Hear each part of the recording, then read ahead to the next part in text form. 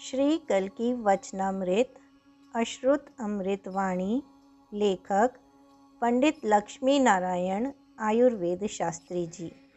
ग्राम लखना में गुरुजी श्री लक्ष्मी नारायण जी महाराज का प्रवचन सन 1964। जिला मैनपुरी, उत्तर प्रदेश।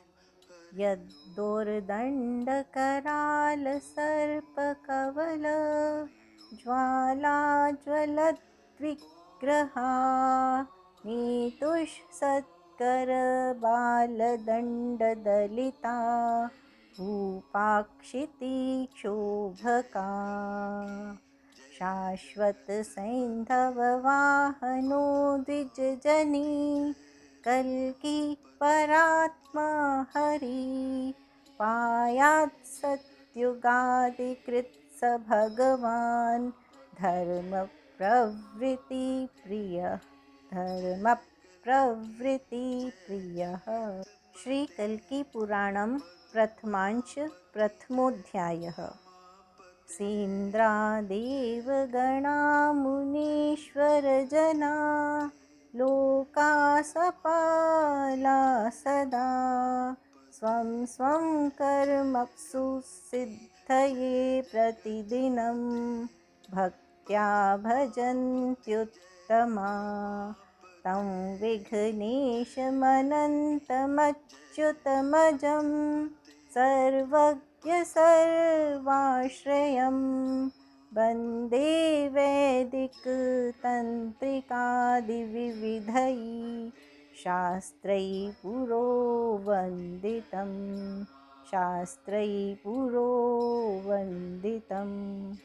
श्री कल्कि पुराणम प्रथमांश प्रथमोध्यायः।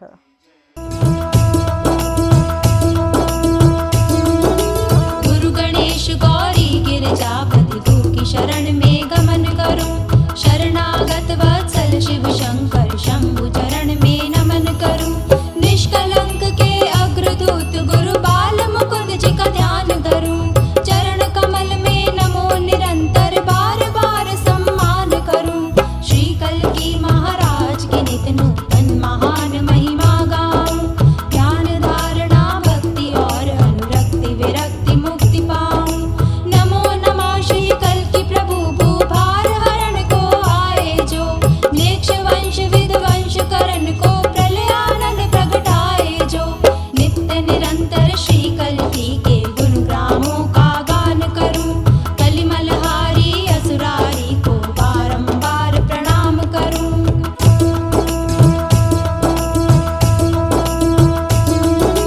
सुर समूह सुखकारी को मैं बारंबार प्रणाम करूं।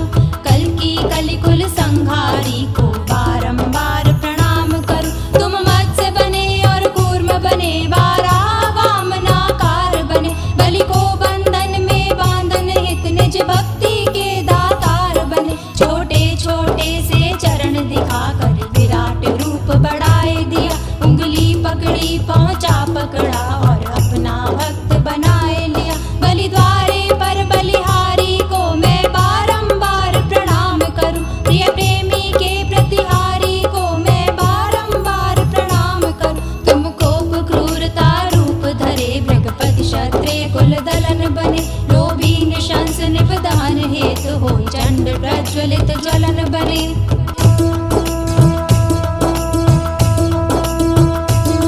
देहाभिमान के हारी को मैं बारंबार प्रणाम करूं। पशुबल पर प्रबल प्रहारी को मैं बारंबार प्रणाम करूं। तब क्रोधानल ज्वाला भड़की तब असुरन के दल थर्राए। खंभ फटा नरसिंह प्रकट भय अट्टहास घन गहराए। दुंदुभी नगाड़े बजन लगे देवन में आरती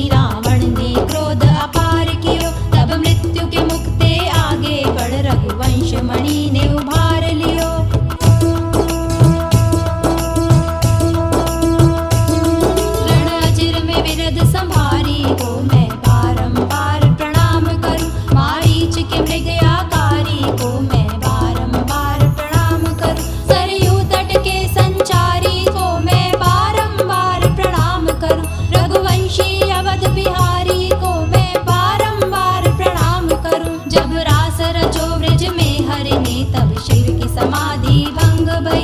व्याकुलता उपजी हरहि में देखन को मूर्ति अनंगमय।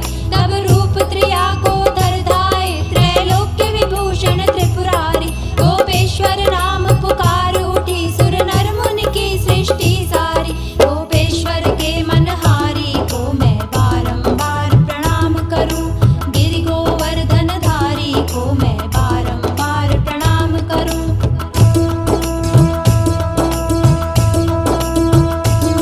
प्रिय पवन अनल सम लगन लगी हरि विरह में अधर सुखाए गए। जिन प्रेम पियासे नयन किए और विलख विलख मुरझाए गए। हरि सह न सके हरि रह न सके उनके सन्मुख हरि आए गए। यही कल की हमारे कृष्ण बने तब प्रेम का पंथ निभाए गए। रुक्मणी के संकट हारी को मैं बारंबार प्रणाम करूं। राधा के प्रेम पुजारी को मैं बारंबार प्रणाम करूं। सांदीपन सुत सागर समाए सुनो संसार सिखाए गए। गुरु दक्षिणा में हरि के हाथन यमराज सदन से आए गए। सांदीपन सुत संजीवन को मैं बारंबार प्रणाम करूं। भारत भूमि के जीवन को मैं बारंबार प्रणाम करूं।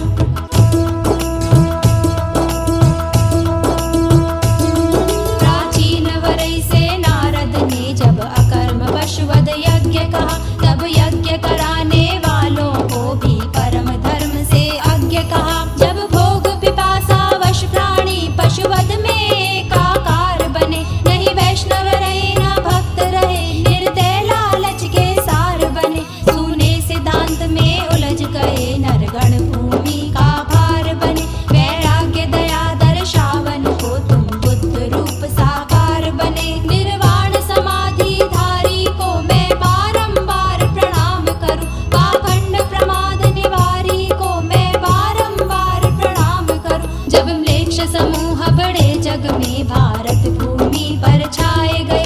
वन कल की नाम पावक प्रचंड संहार करन को आए गए।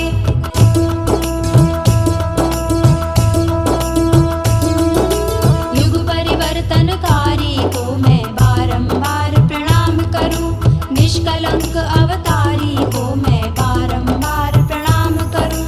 गौ ब्राह्मण हितकारी को मैं बारंबार प्रणाम करूं। म्लेच्छ संग संहारी को मैं बारंबार प्रणाम करूं। गंभीर पीर के हारी को मैं बारंबार प्रणाम करूं। श्री कल की दुधारा धारी को मैं बारंबार प्रणाम करूं। नवनियति के निर्माता को मैं बारंबार प्रणाम करूं। भारत के भाग्य विधाता को मैं बारंबार प्रणाम करूं। श्री कल की दुधारा धारी को मैं बारंबार प्रणाम करूं। श्री कल की दुधारा धारी को मैं बारंबार प्रणाम करूं। भगवान के प्यारे, भगवान की प्रिय विभूतियों, ऋषियों के संतानों, आप जब अपने गोत्रों को देखते होंगे, कोई वत्स है, कोई वशिष्ठ है, कोई कश्यप है, कोई शांडिल्य है, कोई गर्ग है। ऋषियों की संतान है ऋषियों की निशानी। आज इस घोर कली काल में श्रीमद् भागवत कह रही है, कलेह तु प्रथमे पादे जनाः कृष्ण विनिंदकाः। कलयुग के पहले चरण में मनुष्य कृष्ण भगवान की निंदा करने लग जाएंगे। उनको ईश्वर नहीं कह करके मनुष्य कहने लग जाएंगे। ऐसे समझने लग जाएंगे जैसे कोई नेता है, लीडर है। सर्वांतर्यामी ईश्वर को अवतार नहीं समझेंगे। द्वितीय तन्नाम हीना, दूसरे चरण में भगवान का नाम जपना छोड़ देंगे। तृतीय वर्ण संकराः, तीसरे में ब्राह्मण ब्राह्मणत्व छोड़ देंगे, क्षत्रिय क्षत्रियत्व छोड़ देंगे। एक वर्णाश्चतुर्थे तु विस्मृताच्युत सत्क्रियाः, चतुर्थ चरण में एक वर्ण होना चाहेंगे, भगवान और सत्कर्म को भूल जाएंगे। इस समय में कल्कि जी हमारे आदि हैं। भगवान से पूछे बिना कोई काम मत करो। भगवान को, श्रीमन नारायण को, वासुदेव कृष्ण को पद्मधारी शेषशायी नारायण को अपने घर का पुरखा बना लो, देवताओं का देवता बना लो। अपने अपने घरों में भक्ति की स्थापना करो। कर्दम ऋषि ने भगवान की अपने विवाह के लिए उपासना की, तपस्या की। हर एक काम, कोई भी काम बिना भगवान की सलाह के ना करो। संतान उत्पत्ति के लिए से पहले तपस्या की जाती है। विवाह करने से पहले विवाह के लिए भगवान की तपस्या करी जाती है। यह भारत की संस्कृति थी।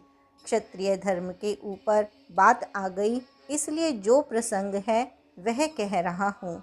कर्दम ऋषि ने तपस्या करी, काहे के लिए? ब्याह करेंगे। भगवान प्रकट होकर बोले, काहे को तपस्या करी, क्या चाहते हो? महाराज, शादी करना चाहता हूँ। शादी के लिए तपस्या क्यों करी? कर लेते शादी, दुनिया कर रही है। चिड़िया, कबूतर, कबूतरी, तमाम दुनिया शादी कर रही है। सिविल मैरिज हो रही है। तपस्या काहे को करी? भगवान की आंखों में आंसू आ गए कि नाशवान वस्तु के लिए मेरी इतनी तपस्या करी, बड़ी भारी। शास्त्र में लिखा है 10,000 वर्ष शादी के लिए की। भगवान फिर बोले, अच्छा शादी करोगे तो राजा मनु आज से तीसरे दिन अपनी कन्या को लेकर आएंगे, सोने के रथ में बैठकर। शादी कर लेना, इनकार ना करना। तीसरे दिन राजा मनु स्वयं सोने के जगमगाते रथ पर बैठे हुए हाथी सवारी की पलटन, घुड़सवार पलटन, पैदल पलटन, रथों की पलटन, फौज फर्रा लिए चले आ रहे थे। रानी को भी साथ लिए। अरे अरे, बोले, भगवान ने कहा था आ गए कि सचमुच आ गए। कोई कल की भगवान के नाम लेने वालों को कोई ऐसा अनुभव होता है तो उन्हें कितनी खुशी होती होगी, बड़ी भारी खुशी होती होगी। उपासना करें, उपासना के बिना कुछ नहीं मिलता। पहले युगों में भी जिन्होंने उपासना नहीं करी उन्हें कुछ नहीं मिला। अब भी जो उपासना नहीं कर रहे हैं उन्हें कुछ नहीं मिल रहा, और अगाड़ी भी जो उपासना नहीं करेंगे उन्हें कुछ नहीं मिलेगा। बिना कर्म करे कर्म का फल नहीं मिलता। भक्ति करेंगे, भक्ति का ऐश्वर्य भी मिलेगा।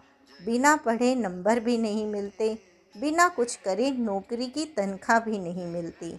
हर एक काम किए जाते हैं। भारतवर्ष तो खजाना है, यहाँ तो पहले भगवान की चर्चा। सबसे पहले भगवान, फिर धर्म, फिर धन। धन को तीसरा दर्जा दिया है। धन मिट्टी है। सवेरे हम तुम आप सब शौचालय जाते हैं और हाथ मटियाने के लिए बड़ी ज़रूरी है। उस समय मिट्टी की ऐसी ज़रूरत पड़ती है जैसे काम के लिए 1000 रुपये की ज़रूरत पड़ती है। उसको हाथ धोने के बाद दिन भर याद नहीं रखते। आज भी भारत के अनेक गांवों में शौचालय से आने के बाद हाथ धोने के लिए मिट्टी का प्रयोग होता है। ये पैसा धेला चर्चा करने की वस्तु नहीं है। भजन, कीर्तन, अध्यासन की वस्तुएं नहीं हैं। स्वामी रामकृष्ण परमहंस गंगा के किनारे बैठे, 1 रुपया एक हाथ में मिट्टी लेकर बोले, माँ, इसको टका कहते हैं, रुपया कहते हैं। इससे दाल है, चावल है, रहने की जगह मिलती है, बड़ी बड़ी खाने की चीज़ें मिलती हैं। इससे घोड़ा होए घोड़ा मिलता है। कहने का तात्पर्य है कि संसार की सभी वस्तुएं धन से खरीदी जा सकती हैं, परंतु इससे भगवान का लाभ नहीं मिलता, भगवान नहीं मिलते। टका माटी, टका माटी, माटी टका, माटी टका कहकर टका गंगा में फेंक दिया और बोले, इससे भगवान नहीं मिलते। गंगा में टका मिट्टी दोनों को फेंक दिया। पैसे से मिल गए होते तो यूरोप वाले बाजी मार ले गए होते, क्योंकि इन्होंने आखिर 1-2 कामों में सारी दुनिया को पीछे छोड़ दिया। फिर ऐसे ऐसे अर्थ बनाए हैं जो कि समझ में नहीं आते।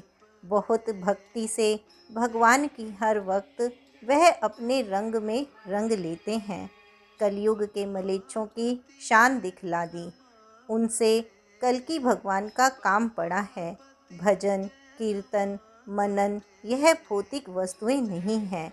ये भारतवर्ष द्वीपा नाम द्वीप राजोयम, सारे द्वीपों का राजा है। 6 मौसम होते हैं। यहाँ पर यज्ञों से भगवान की पूजा होती है।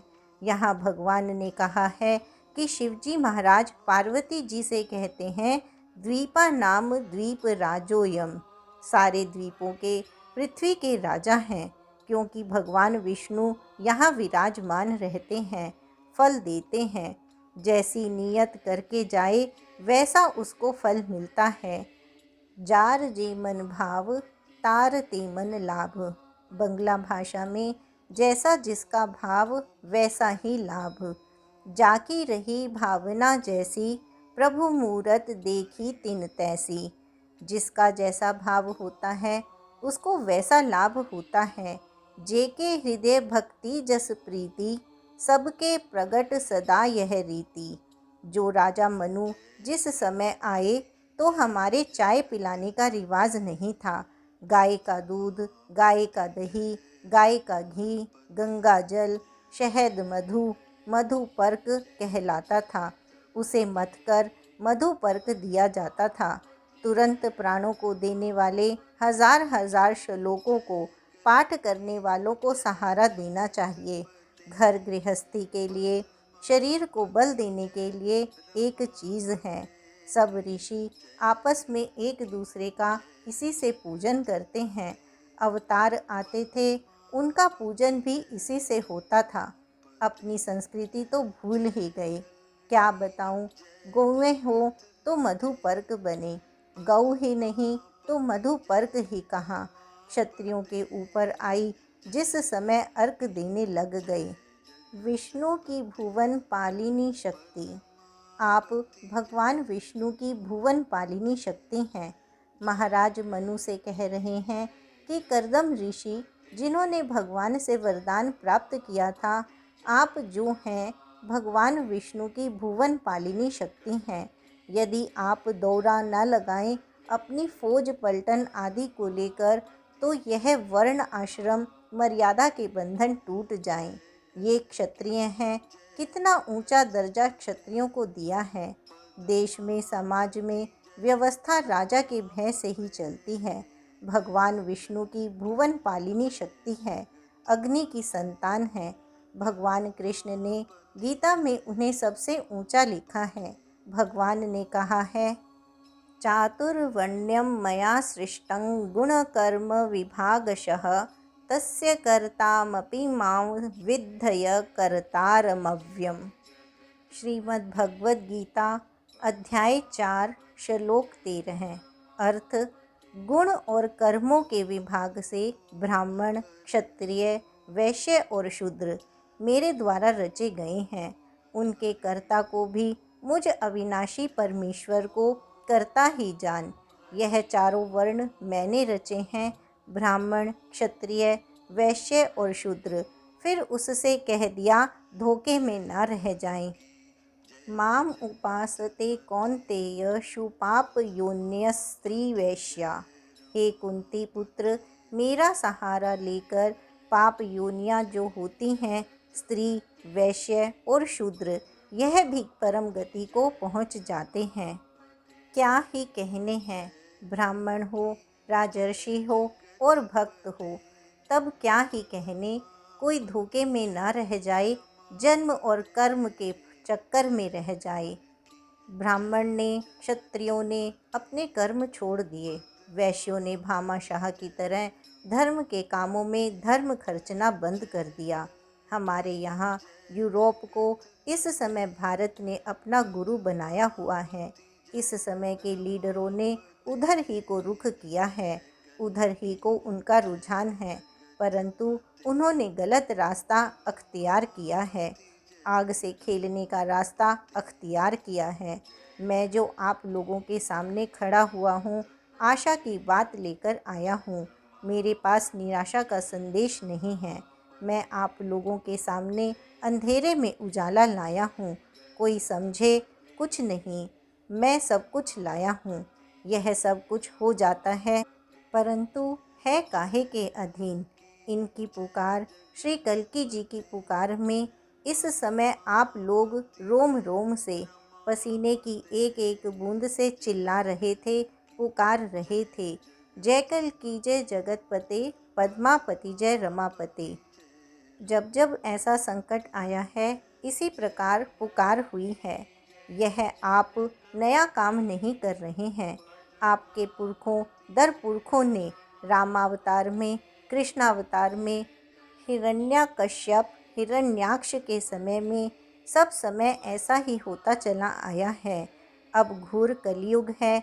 ये जो इस मलेच्छ माया ने, मलेच्छों की शिक्षा ने रात दिन जो पढ़ाई है, उसने विश्वास और श्रद्धा को तोड़ फोड़ कर रख दिया है।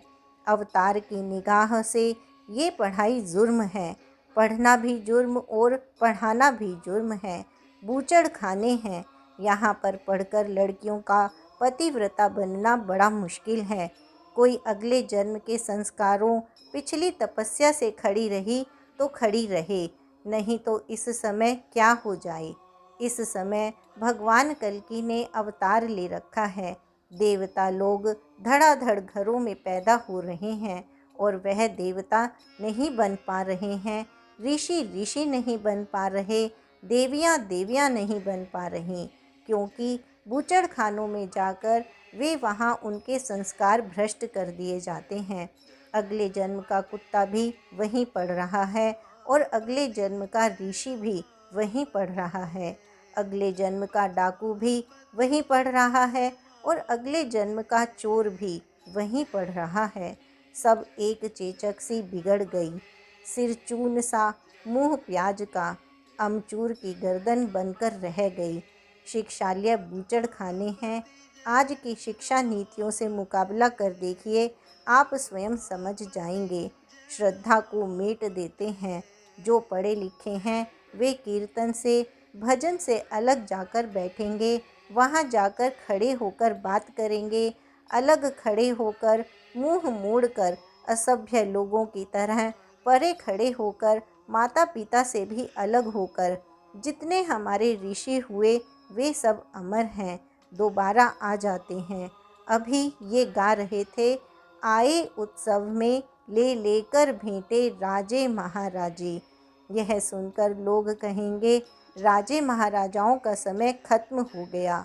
अब राजे महाराजे कल्कि अवतार की भेंटें लेके कौन आएंगे? सो नहीं है। राजे महाराजे ही तो भेंटें लेके आएंगे जिनको प्रेरणा होगी। हमारे यहाँ हमाम जला दिए गए। मुगलों के समय में आक्रमणकारियों की फौजों ने पानी गर्म करने के लिए हमारे धर्म ग्रंथों, शास्त्रों का प्रयोग किया था। फिर भी वेद पुराण शास्त्र आ गए।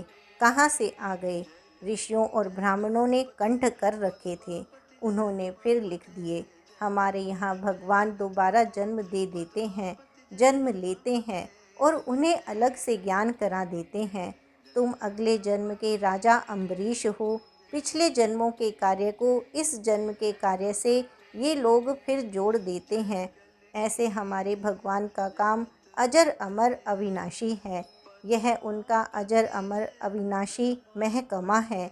वे युग युग में अवतार लेकर आते हैं। धर्म उनका अपना धर्म है।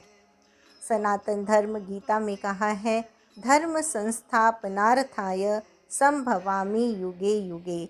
धर्म संस्थापन पुनः धर्म स्थापन के लिए युग युग में प्रकट होता हूँ। यह देश उनका अपना देश है और यहाँ की पूजा में रौनक है, शोभादार है, अलौकिकता है। भगवान बड़े सुंदर हैं, उनकी उपमा नहीं। ये ही नहीं और उनके पूजन की पद्धति भी बड़ी शोभा से भरी हुई है। कर्मकांड बड़ा बढ़िया है, एक से एक बढ़िया है, उत्तमोत्तम।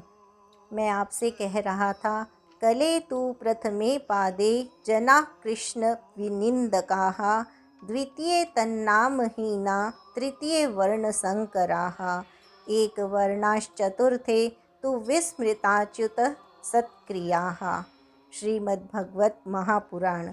अर्थ, कलयुग के पहले चरण में मनुष्य श्री कृष्ण महाराज की निंदा करेंगे अपना सा मनुष्य बताएंगे। दूसरे चरण में कृष्ण का नाम जपना छोड़ देंगे।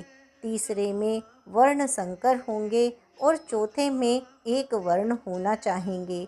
भगवान और सत्कर्म को भूल जाएंगे। कलयुग के तीसरे चरण में सब अपने धर्मों को छोड़ देंगे। ब्राह्मण यह नहीं समझेगा कि मेरा धर्म क्या है। ब्राह्मण का धर्म क्या है? भक्ति करे, भक्ति कराए, अपनी जान लगा दे, अपना अंतिम आखिरी श्वास तक लगा दे। रात दिन भगवान का नाम जपे, पूर्ण आत्मा वैष्णव बने, वेदों का पाठ करे। अवैष्णवो हतो देशे। जिस देश में वैष्णव नहीं है, भगवान विष्णु के भक्त नहीं हैं, वह देश मरा हुआ है। जब देश मरा हुआ है तो वैष्णवों से विहीन। तब तो भगवान की भक्ति की स्थापना और धर्म की स्थापना ये बड़ी आवश्यक व अनिवार्य हो गई है। आप अपनी संतानों को बचाना चाहते हैं तो आप अपना परलोक बचाना चाहते हैं। तो यदि आप अपने पितरों को बचाना चाहते हैं तो हर हाल में भजन के बिना गुजारा नहीं है। बड़ा सुंदर संदेश लाया हूँ, पर बड़ा भयानक भी है, बड़ा खतरनाक भी है। बड़ा सुंदर है। कल की भगवान ने अवतार लिया, बड़ा अच्छा हुआ, बहुत बढ़िया बातें होंगी, मगर बुरे काम किए जाएंगे तो बहुत बुरा भी होगा। वो ही एक है, धर्मराज भी वही है, यमराज भी वही है। आप यह ना समझें कि भगवान को ये जो अधर्म हो रहा है वह अच्छा लग रहा है या उसकी भगवान को परवाह नहीं है। आप लोगों के लिए संदेशा भी बढ़िया लाया हूँ, काम भी बढ़िया लाया हूँ। बच्चा भी खाली नहीं रहना चाहिए। आप लोगों को कल के अवतार का संदेशा अति उत्कृष्ट पहुँचाया। जो भजन कीर्तन मालाएं करेंगे वह भूमि भार उतारने के काम में सहयोगी बन जाएंगे। जैसे कि भगवान श्री कृष्ण की गोवर्धन लीला में सब ग्वाल बालों ने भी अपनी अपनी लाठी टेक दी थी। यदि इसके विपरीत चलेंगे तो भगवान के कोप भाजन बनेंगे। इसलिए प्राणपण से भगवान की भक्ति करें और कराएं। ते सभाग्या मनुष्येषु कृतार्था नृपनिश्चितं स्मरन्ति ये स्मारयन्ति हरेर्नाम कलौ युगे। मनुष्यों में वो भाग्यवान और निश्चय ही कृतार्थ हैं जो इस कलयुग में स्वयं भगवान श्री कल्कि के नाम का स्मरण करते हैं और दूसरों से करवाते हैं। इस महानतम कार्य में सभी लोग लगें, यही कहना है। मेरे प्यारे बंधुओं, आप बड़े प्यारे मार्ग में बड़े प्रेम के साथ आ रहे हैं।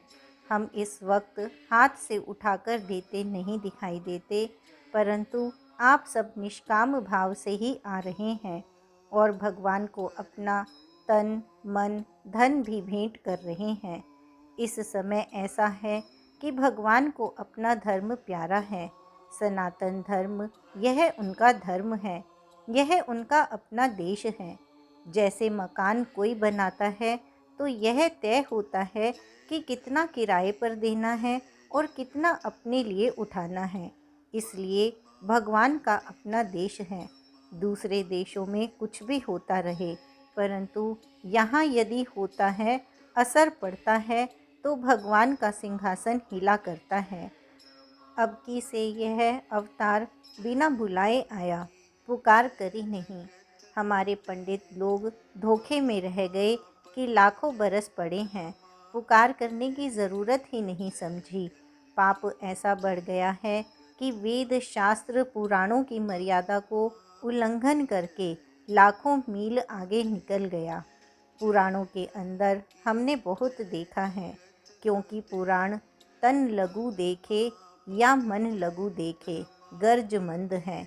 अवतार होगा तो हमें गर्ज पड़ी छानबीन करने की, खोज करने की। तो जिस दिन से जिसके घर में जिसका बेटा बीमार होता है वह इलाज के लिए जाता है, डॉक्टर के जाता है। जिस लो से लगन से वह पूछता है, दूसरा क्यों वैसे पूछने लगेगा। हमारे नारायण का यह विरद है कि आए तेरी लाख, रहे तेरी साख। बात के ऊपर आदमी हीरे की कनी चाट लेते हैं। यह तो भगवान है। वेद पुराण शास्त्र में जो उनके वायदे हैं वे पक्के हैं। आज भगवान यदि नहीं आते हैं तो दुनिया में क्या इज्जत रहती है पंडितों की, क्या रहती है पुराणों की, क्या रहती है शास्त्रों की, क्या रहती है तीर्थों की, क्या रहती है व्रतों की। दिन पर दिन उतरती चली जा रही है। आज धर्म की तरफ कोई ऐसे भी देखने को तैयार नहीं है जैसे कि घूरे की तरफ देखने को तैयार नहीं है। यह परिस्थिति आ गई है कि इसके अंदर हमें क्या पड़ी, जान बची और लाखों पाई। तीन तरह की दृष्टि होती है। एक होती है चमड़े की और एक होती है शास्त्र की। शास्त्र भी एक आँख है। तीसरी होती है दिव्य दृष्टि। जो भगवान का भजन करे एकदम घुस जाए, कलेजे में कूमल करे। जिस लगन से चोर चोरी करता है कूमल करता है, दीवार में छेद करना घर में दाखिल होने के लिए, उस लगन से भगवान के अंदर घुसे तो तीसरी दिव्य दृष्टि भगवान की दी हुई होती है। यह कल की भगवान के अवतार का काम दिव्य दृष्टि से संबंध रखता है।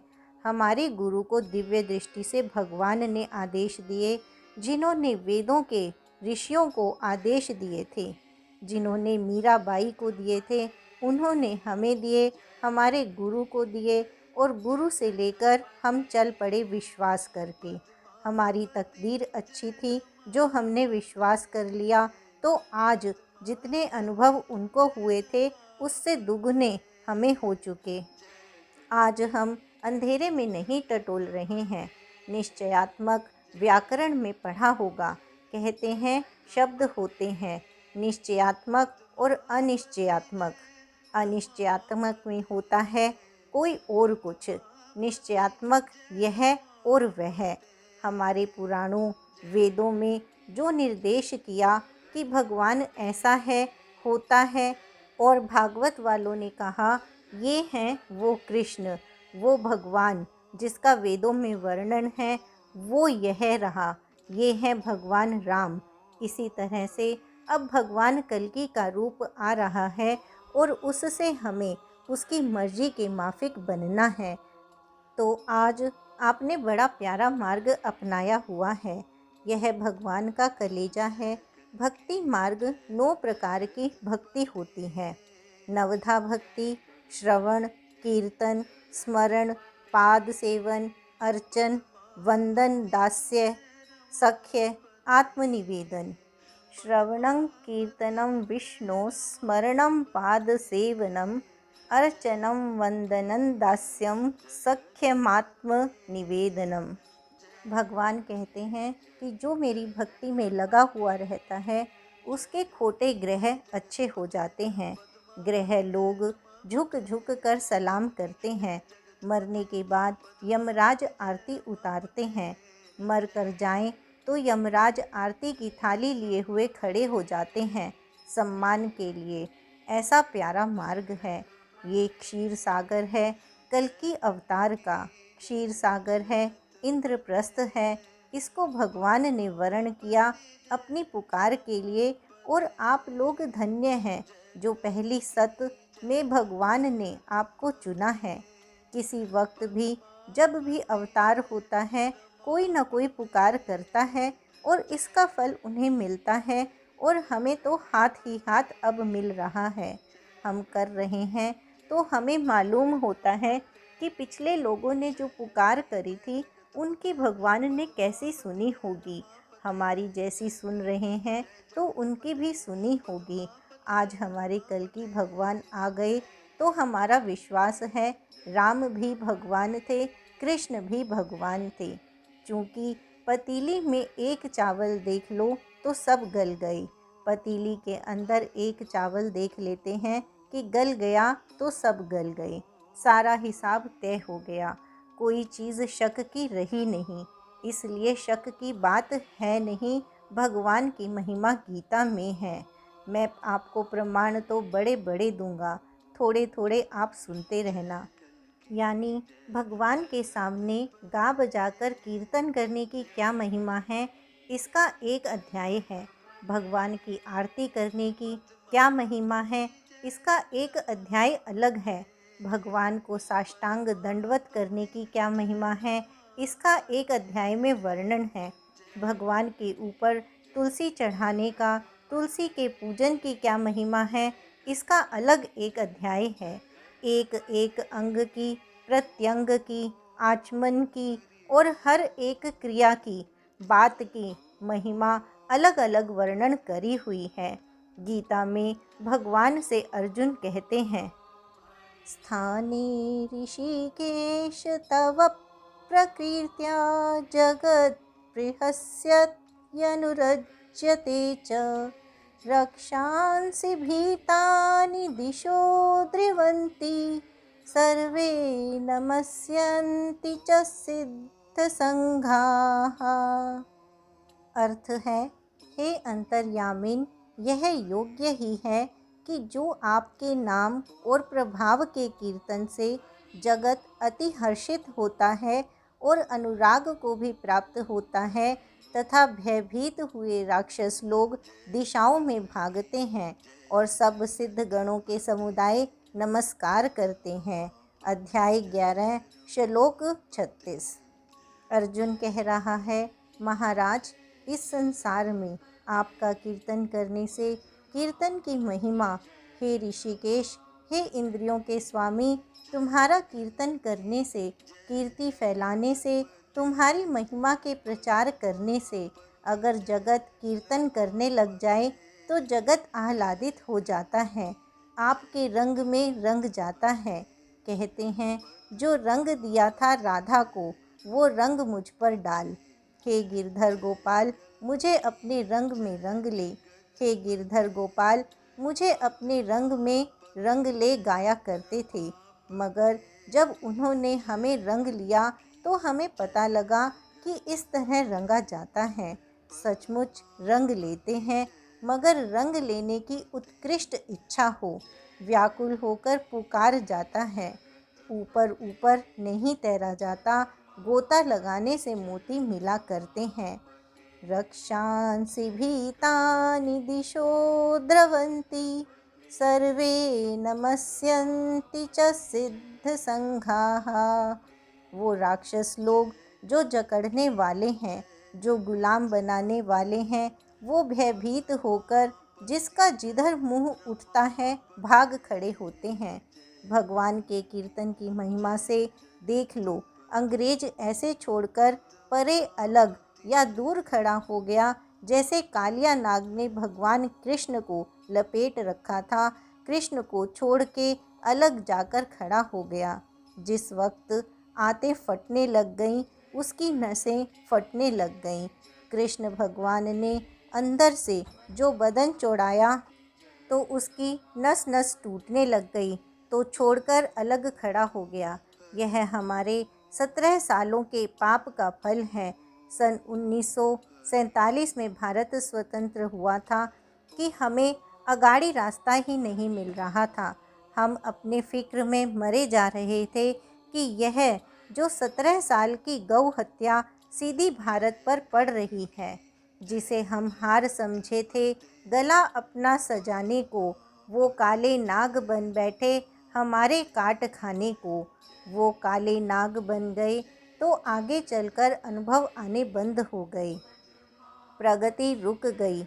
अब भगवान ने ये जो स्वप्न में अनुभव दिया है, मंत्र दिया है संभल के ब्राह्मणों को, जिससे हमने सोच लिया है रविंद्रनाथ टैगोर के एक भजन के अनुसार, एक लो अकेला चल पड़े।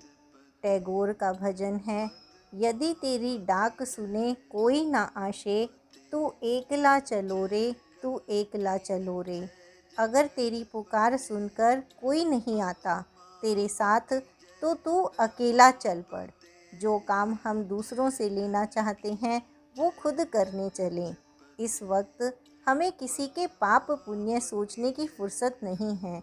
इस वक्त हमें यह देखने की फुर्सत नहीं है कि इसने हमारे साथ अगाड़ी क्या व्यवहार किया था।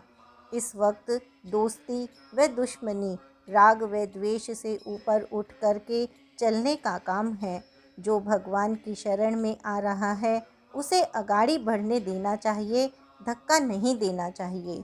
यह बात है भगवान की। चूँकि भगवान अपने आप ही प्रकट होंगे, इस दरबार के गिरे हुए को कहीं ठिकाना नहीं है।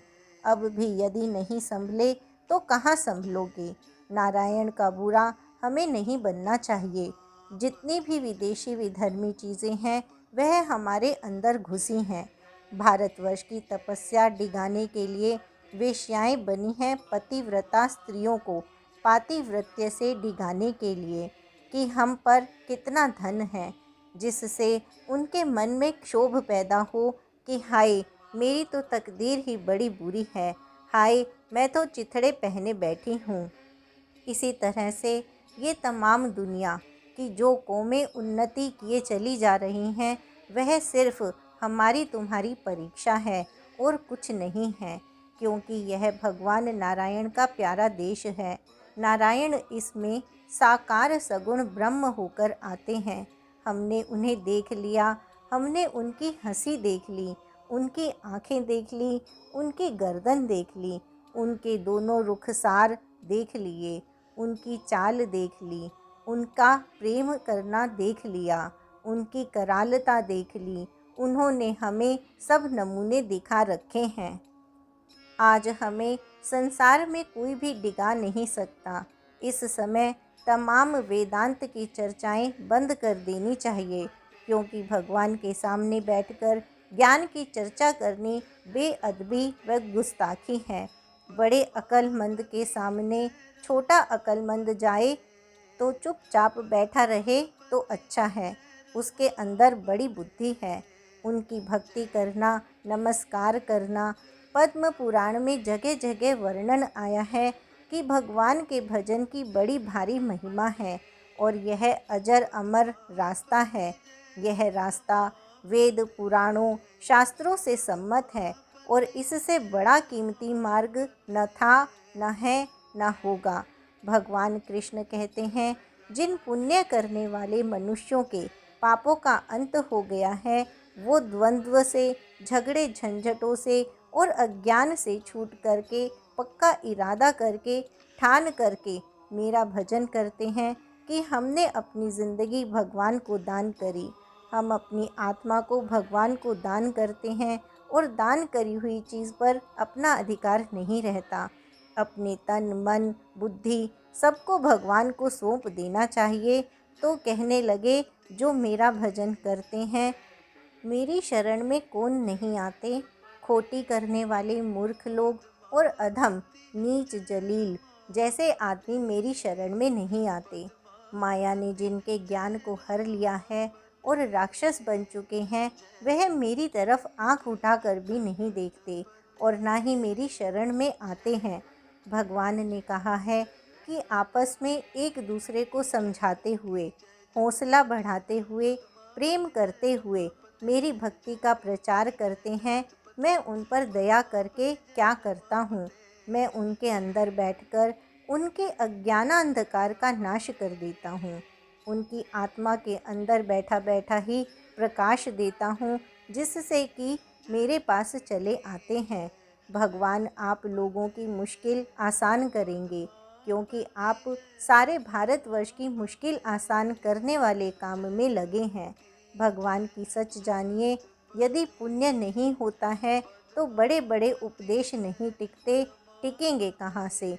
जयकल की जय जगतपते, पद्मापति जय रमापते। इसको रटोगे तो तुम्हारी बुनियाद मजबूत होगी। जब किसी महात्मा का उपदेश ठहरेगा, वरना ठहरता ही नहीं। उपदेश नहीं लगता जनाब। भगवान ने कहा है, जिन्होंने मेरे लिए मुसीबत नहीं उठाई है, जिन्होंने तपस्या नहीं करी है, उनके सामने मेरी बात नहीं करो। और हम लोग अंधाधुंध उपदेश कर गए। कोई अधिकारी है तो अधिकारी नहीं, तो क्योंकि ऐलान है हमारे कल्कि भगवान का कि वे आ रहे हैं। भाई, अगर ज़िंदा रहना है इस ज़मीन पर और आसमान के नीचे, तो भगवान की मर्जी के माफिक हो जाओ। इसलिए जितने भी विदेशी विधर्मी भाव हैं, जिन्होंने भारत को डांवाडोल कर दिया है, विश्वास डिगा दिए हैं, उन सबको लात मारकर, जैसे यज्ञ में कुत्ते को नहीं घुसने देते हैं, सामग्री छू जाए तो अशुद्ध हो जाती है, इसी प्रकार से जितने भी विदेशी पहरावे हैं, विदेशी भाव हैं, उनको अग्नि के भेंट कर दीजिए। चूँकि रामचंद्र जी ने सीता जी से कहा कि आप अग्नि में बैठिए, वही भगवान आ रहा है जिसने सीता जी से कहा कि अग्नि में बैठिए। आपको रावण की कोई चीज़ पसंद तो नहीं आ गई। इस समय यूरोप जो है प्रमुख शत्रु अवतार का है। हमारे गुरु हमें बता चुके हैं, यही विश्वासों को डिगाने वाले हैं, यही हमारे ध्यान को बटाने वाले हैं।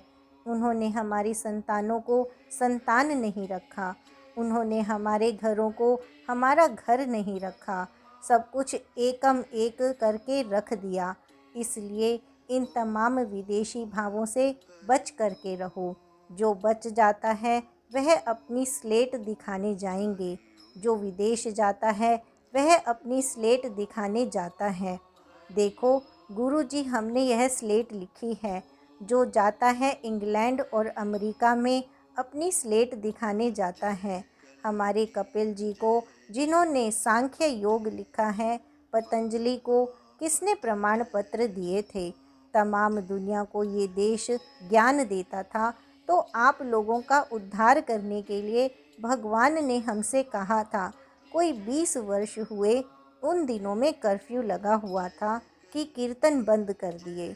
बोले, कीर्तन कैसे बंद कर दिए महाराज? कीर्तन से भक्तों का उद्धार होता है। खाली उनकी खाना पूर्ति करने के लिए हम कीर्तन को जारी किए चले आ रहे हैं। हम इसको नहीं सोचते कि इसका असर पड़ रहा है या नहीं पड़ रहा है। जिसके भाग्य में लाभ होगा ले जाएगा। इसलिए आप इस काम को बड़े सत्कार के साथ करें। यह गुड़ियों का खेल नहीं है। कुछ शास्त्री ऐसे हैं जो अंदर से नास्तिक हैं, इसलिए वह इस काम को गुड़ियों का खेल तमाशा समझ रहे हैं। इसका क्या महात्म्य है नहीं समझते। ब्रह्म बल को सबसे बड़ा बल माना है। भगवान ने गीता में कहा है कि यज्ञ नाम जप यज्ञोस्मि। दिव्य दृष्टि भजन से ही मिलती है। दिव्य दृष्टि शिवाजी मरहठे के गुरु को थी। शिवाजी मरहठे को दिव्य दृष्टि नहीं थी, उनके गुरु समर्थ स्वामी रामदास जी को थी। उस समय भगवान ने इसी प्रकार मंत्र दिया था, श्री राम जय जय राम। जैसे कल की भगवान ने आज हमें यह मंत्र, जय कल की जय जगतपते पद्मापति जय रमापते दिया है। नर्मदा नदी में सुबह 4 बजे से लेकर शाम के 3 बजे तक खड़े खड़े श्री राम जय जय राम कहते थे। उसका नतीजा यह हुआ कि मुगलों की सल्तनत को हिला करके रख दिया। ऐसी स्थिति में पहले मालाएं आती हैं, बाद में तलवारें आ जाती हैं। तुम देखते हो रामलीला में पहले मालाएं सटकारी जाती हैं, बाद में तलवारें चमकती चली आ जाती हैं। जहाँ मालाएं जपी जाएंगी, तलवारें अपने आप आ जाएंगी। तलवार चलाने वाले और आ जावेंगे। आप देख रहे हैं, हम अपने अवतार के नुक्ते नज़र से कह रहे हैं, भगवान श्री कल्कि के दृष्टिकोण से, जो गौओं को मारने में तो एक है और अमन की वार्ता भी कर रहे हैं, वह अवतार के मुजरिम हैं और दोषी हैं। 3 हस्तियां इस समय अमन की मानी हुई थीं और आज तीनों ही पता नहीं कहाँ गई। खुशचेब साहब ऐसे गए जो देर लगा रहे थे काम में, युद्ध नहीं होने दे रहे थे, आज उनका पत्ता कट गया। एक कैनेडी साहब थे जो बोलते थे कि हम अमन को नहीं टूटने देंगे। अरे ज़रा सोचो, भगवान आग लगाने के लिए आए हैं, जिसको भगवान मारे उसे कौन बचाए। धूंध मार मचेगी, युद्ध होंगे। भगवान के लिए जो मरेंगे, जो भगवान का नाम लेकर मरेंगे, वह बैकुंठ में जाएंगे। जो हाय हाय करके मरेंगे वे हाय हाय में जाएंगे। इसलिए आध्यात्मिक उन्नति को सबसे बड़ा बताया है। आपको आगे मैं बहुत बताता रहूँगा। इस वक्त जो इस कीर्तन में हमारी माँ बहिनें बैठी हैं, वे एक तो जो कीर्तन बुलवावे उसके साथ कभी न बोले। साथ साथ बोलने में श्वास जल्दी टूट जाएगा। आंखें फाड़ फाड़ कर देखोगी कि कोई पार्टी आई या नहीं आई, कब बदली करें, कब हम उठें। हमारा जी उकता गया, संग संग सब बोले चले जाएंगे। धका धक तो कैसे चलेगा। तरीका यह है कि एक जना जो बुलवाए उसको अकेला बोलने दो। बाद में तुम सब जने बोलो तो तुम 3 घंटे की बजाय 6 घंटे निकाल ले जाओगे, पता नहीं लगेगा। दूसरे ढोलक सब सीख लो, बाजा सब सीख लो। तीसरे काम की बातों पर मैं आ रहा हूँ। मालाएं कम से कम 5-5 माला इस मंत्र की अपने घर में बैठकर चुपचाप ज़रूर करो, तो भगवान तुम्हें अंदर से प्रकाश देंगे। बोलो बोलो श्री कल्की भगवान महाराज की जय। भगवान के ऊपर पड़े तिनके को भी हटाने पर भगवान इतनी सी बात का भी एहसान मानते हैं। या दूसरे शब्दों में, भगवान के वस्त्रों पर पड़ा यदि एक तिनका भी भक्त उठाकर अलग करे तो इस बात से भगवान भक्त के एहसानमंद बन जाते हैं। फल समर्पण। हे श्री कल्की भगवान महाराज, आपने अत्यंत कृपा करके जो इस वचनामृत का पाठ करवाया है, इसका संपूर्ण फल मैं आपके कमल रूपी श्री चरणों में सादर समर्पित करती हूँ।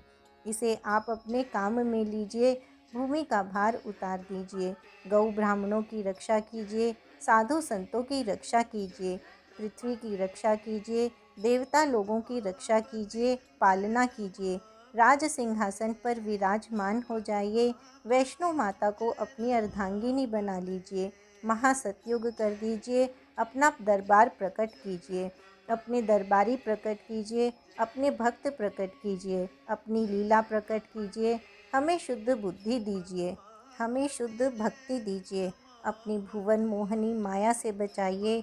हे श्री कल्की भगवान महाराज, जितने आपके भक्त हैं उनकी मन बुद्धि वाणी को अपनी ओर लगा लीजिए और उनसे अपना काम लीजिए और उनको ऐसी दृष्टि दीजिए जिससे वह निर्भय होकर जीते जी आपका काम कर सके।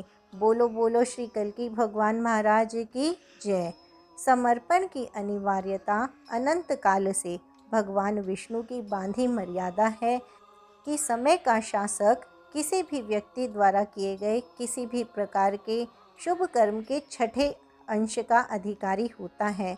अपने किए गए शुभ कर्म को यदि हम भगवान श्री कल्की जी को दे देंगे, तब कलयुग हमारे शुभ कर्म का 6ठा अंश नहीं ले पाएगा और उसका उपयोग हमारे पास बचे 5 अंशों में से 1 अंश को नष्ट करने में नहीं कर सकेगा। मान लीजिए हमने 6 मालाएं की, यदि यह मालाएं समर्पित नहीं की गई तो इनमें से उपरोक्त विधान के कारण 4 मालाओं का फल हमारे पास बचेगा और हम अपनी 2 मालाओं के फल से वंचित रह जाएंगे। अपने स्वप्नानुभव के अनुसार भक्त अपने समर्पण को घटा बढ़ा सकते हैं।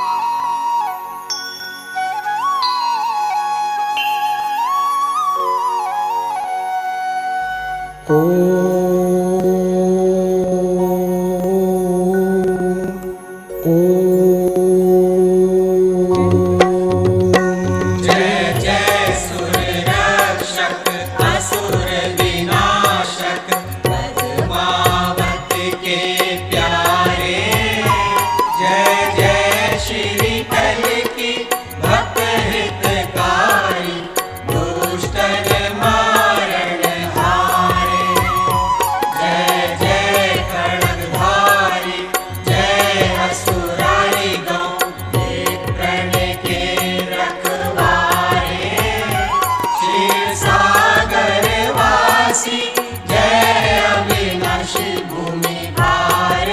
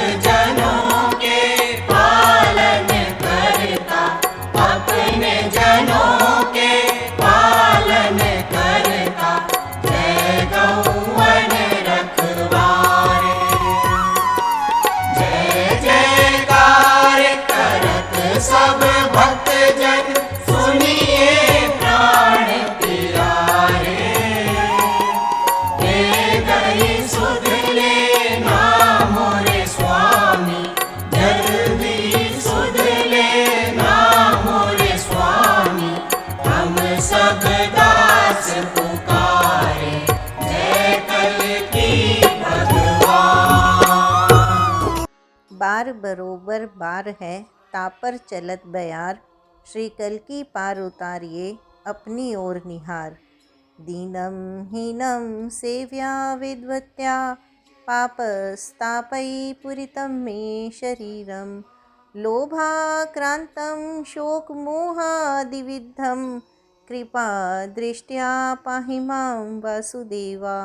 कृपा दृष्ट्या पाहि मां वासुदेवा।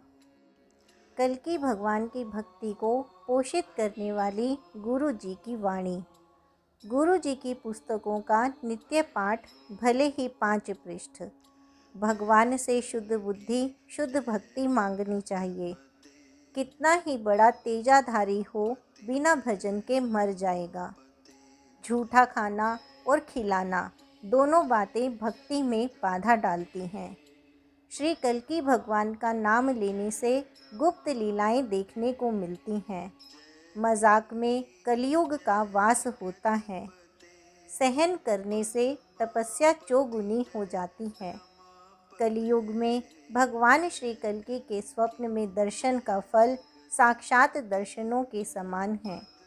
श्री कल्कि भगवान महाराज की पुकार, भक्ति से ही इस ब्रह्मांड के कण कण का उद्धार होगा।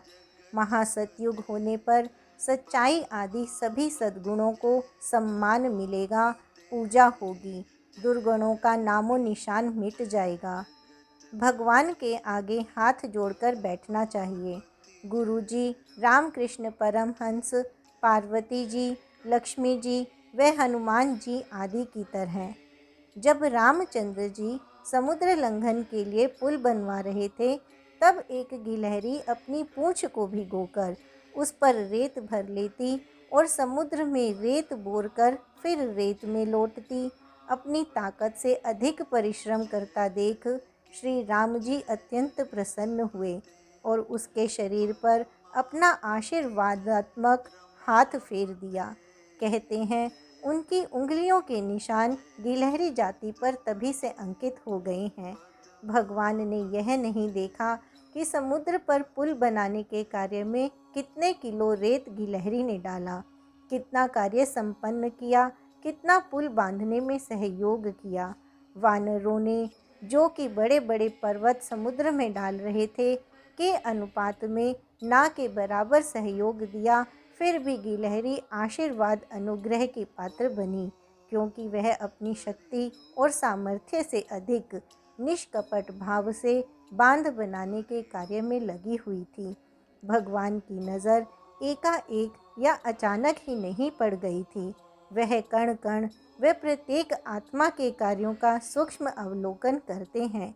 इसलिए प्रत्येक कल्कि भक्त को अपनी शक्ति और सामर्थ्य से अधिक इस 28वें कलयुग को नष्ट कर 29वें सतयुग को इस पृथ्वी पर लाने के लिए, श्री कल्कि भगवान की लीला में सहयोग के लिए भगवान श्री कल्कि के चरण कमलों में निर्मल मन से हार्दिक प्रार्थना करनी चाहिए, जिससे गिलहरी की भांति आशीर्वाद मिल सके।